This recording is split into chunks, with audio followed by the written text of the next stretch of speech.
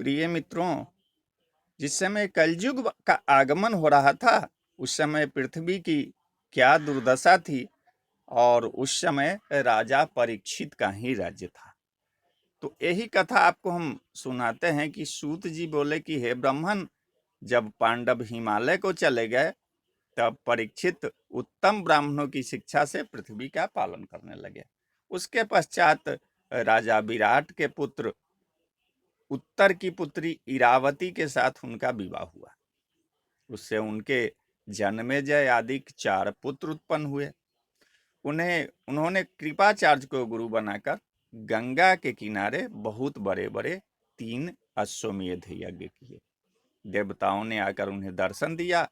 फिर जब ये दिग्विजय करने चले तो उन्हें मार्ग में राजा के वेश में कलयुग मिला, जो अपने पैर से गौ और बछड़े को मार रहा था। इससे राजा ने उसे पकड़ लिया। जब सूत जी ने ऐसा कहा तब शौनक जी ने कहा कि हे ऋषि श्रेष्ठ, कलयुग ऐसा क्यों कर रहा था और राजा परीक्षित ने उसे क्यों पकड़ा?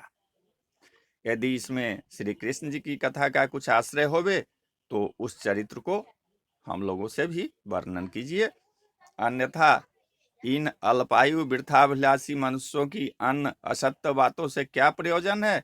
इससे तो व्यर्थ ही आयु का नाश होता है।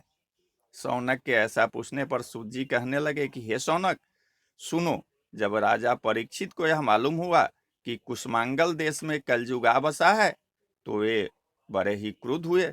उन्होंने अपना धनुष उठा सेना सजाकर दिग्विजय के लिए प्रस्थान किया।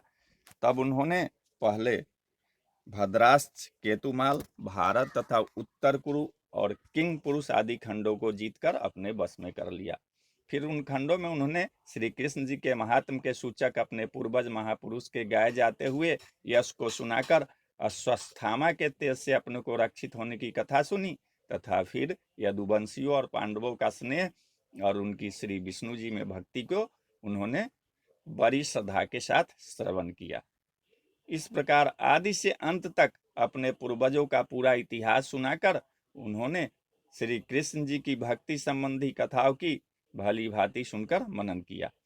फिर जब वे वहां से आगे चले तो उन्होंने क्या देखा कि बैल का शरीर धारण किए धर्म जा रहा है और उसके आंखों से आंसू की धारा बह रही।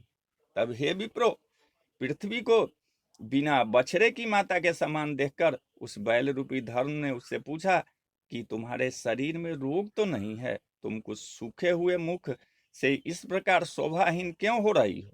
मुझे तुम्हारे भीतर कुछ मानसी पीड़ा सी जान पड़ती है। क्या तुम किसी अपने ऐसे बंधु के लिए चिंता में तो नहीं पड़ी हो जो कहीं दूर में रहता है? अथवा तुम कहीं 3 पैरों से रहित 1 पांव वाली मुझको तो नीच नहीं सोच रही? इसके अतिरिक्त कहीं शूद्रों से भोग की जाती हुई तुम अपने को तो नहीं सोचती हो, जिनके यज्ञ भाग हर लिए गए हैं, जिससे देवतागण असंतुष्ट होकर जल नहीं बरसा रहे हैं?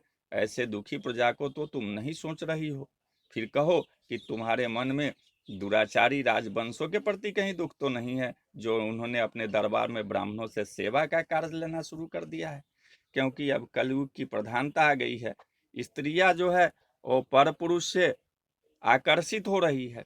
नीच व्यक्तियों ने धर्मात्मा राजाओं को उजाड़ दिया है।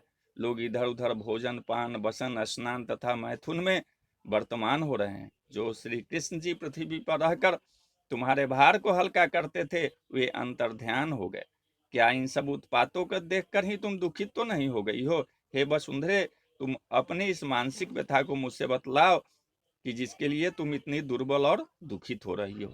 हे माता, क्या बलवानों में अधिक बलि काल ने तुम्हारे देव पूजित सौभाग्य को हर लिया है? तब धर्म के इस प्रकार पूछने पर पृथ्वी ने कहा, हे धर्म, तुम मुझसे क्या पूछते हो? भला ऐसी कौन सी घटना है जिसे तुम नहीं जानते हो? भला कलयुग के आने से अब इस संसार में क्या रह गया है?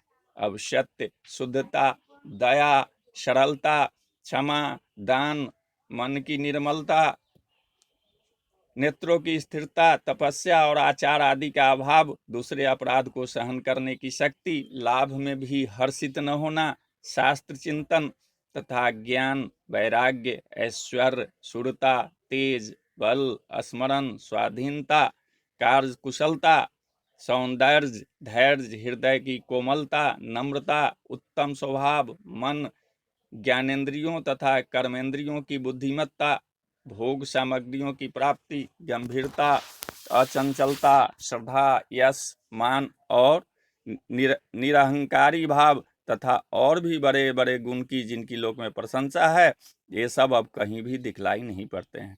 ऐसा जान पड़ता है कि ये सभी सद्गुण श्री कृष्ण जी के परम धाम जाते ही नष्ट हो गए अथवा कलयुग ने आकर इस सबका विनाश कर दिया। अन्यथा जिस लक्ष्मी के दृष्टिपात के लिए ही भगवान के भक्त ब्रह्मादिक देवताओं ने बहुत दिन तक तप किया था और जिससे प्रेरित होकर वे अपने वास स्थान कमल वन को त्याग जिन विष्णु जी के चरणों की सुंदरता में आकर बस गई, उन भगवान के कमल, वज्र, अंकुश और ध्वजा से चिन्हित शोभा संयुक्त चरणों से शोभायमान अंगों वाली मैं उनसे ऐश्वर्य पाकर 3 लोकों से भी अधिक शोभायमान हुई। परंतु जब उस ऐश्वर्य के नाश होने का समय आया तब उन्होंने मुझे गर्व करने वालों को यूं ही त्याग दिया।